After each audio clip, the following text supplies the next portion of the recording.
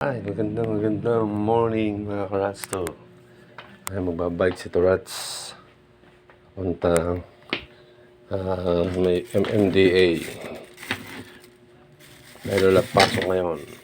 Hindi sa MMDA, Hacienda. Dahil yung bike ko, kukunin ko pa doon sa kabila. Dahil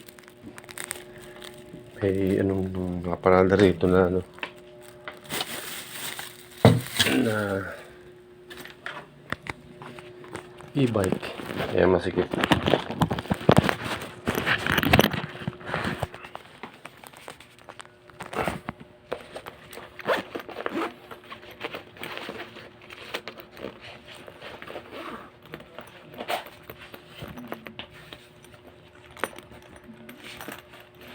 Tapos pa ako ng basura. Ayan.